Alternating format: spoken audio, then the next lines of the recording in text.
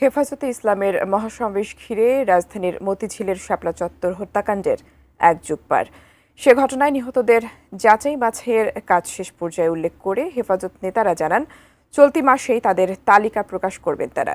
বিচার বিভাগীয় তদন্ত করে শাপলা চত্বর হত্যাকাণ্ডে জড়িতদের শাস্তি নিশ্চিত করার দাবি হেফাজত ইসলামের। আবুল কালাম আজাদের রিপোর্ট।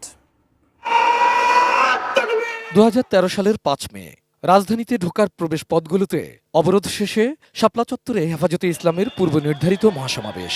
সেদিন বিকেল থেকেই বদলে যায় পরিস্থিতি।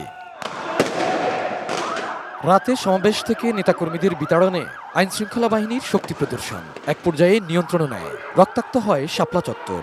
ঘটনাস্থলে বেশ কিছু সময় অবস্থান করছিলেন হেফাজতের সহকারী মহাসচিব মুফতি সাখাওয়াত হোসাইন রাজি। ব্রেকফাস্ট, টিফিন কিংবা স্ন্যাক টাইমে মজাদার আয়োজন মানে অল টাইম ব্রেড।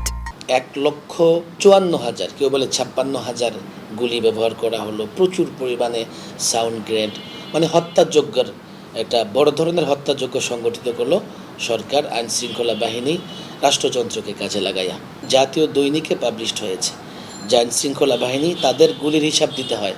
সেই রাতে আইনশৃঙ্খলা বাহিনীর হাতে নিজেদের বহু নেতাকর্মী নিহত হওয়ার দাবি করে আসছে হেফাজতে ইসলাম।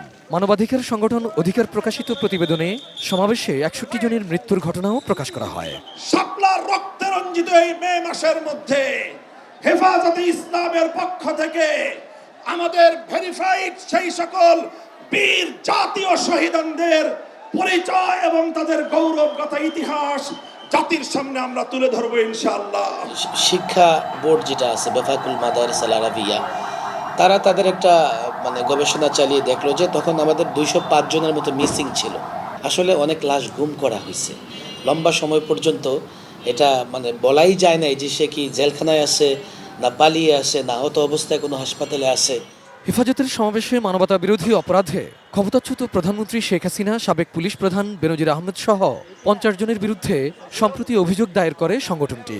এছাড়া সমাবেশে 61 জন নিহত হওয়ার ঘটনায় আন্তর্জাতিক অপরাধ ট্রাইব্যুনালে আলাদা অভিযোগও দাখিল করা হয়। শাপলা চত্বর সহ সারা দেশে হেফাজতে ইসলামের নেতাকর্মীদের হত্যা নির্যাতন করায় মানবতা বিরোধী অপরাধে আন্তর্জাতিক অপরাধ ট্রাইব্যুনালে মিসকেস বা মামলা হয়েছে।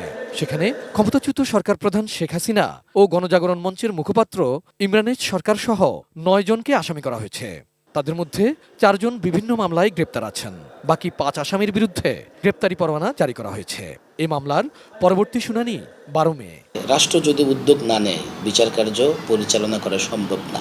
বিচার বিভাগীয় তদন্ত কমিটি করে এই ঘটনার সঙ্গে কারা জড়িত, কতটুকু জড়িত, এটা বের করে রাষ্ট্র উদ্যোগ নিতে পারে বিচারের।